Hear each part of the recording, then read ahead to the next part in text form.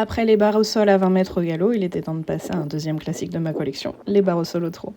Souvent au nombre de 4, mais si vous êtes motivé à en installer plus, faites-vous plaisir. La distance classique pour une foulée de trot pour un cheval standard est de 5 pieds, c'est ce que j'ai mis pour ce début de séance, mais n'hésitez pas à adapter en fonction de l'amplitude de votre cheval. Et n'oubliez surtout pas de lui faire un gros câlin, parce qu'il a été très sage pendant que vous installiez le dispositif. Personnellement, j'aime bien toujours faire un passage au pas sur les barres avant de commencer le travail au trot dessus.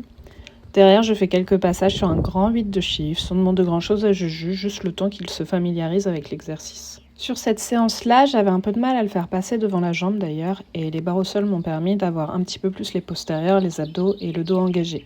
C'est aussi pour ça que j'ajoute assez vite des transitions. D'abord dès que je sors du dispositif, notamment des transitions au galop pour avoir davantage d'impulsion ici, puis pour aborder l'exercice également.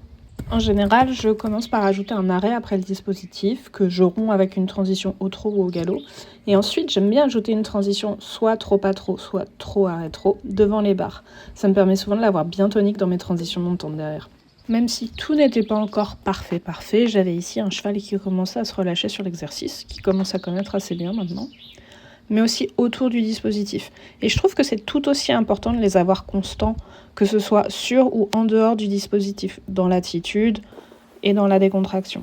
Du coup, j'ai eu envie d'allonger un petit peu la distance entre les barres au sol en mettant 6 pieds entre chacune pour qu'il puisse ouvrir un petit peu sa foulée. Et là, je fais exactement la même chose que quand il y avait 5 pieds. Je le fais d'abord passer sur le dispositif sans lui demander quoi que ce soit pour qu'il appréhende bien la nouvelle distance dans un premier temps.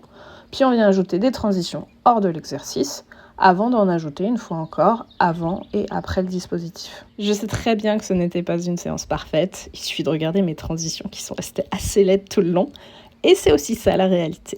Mais au fur et à mesure, grâce à mon petit dispositif, j'ai tout de même un cheval qui s'est décontracté, qui a gagné en disponibilité, mais aussi un petit peu en rebond sur ses barres.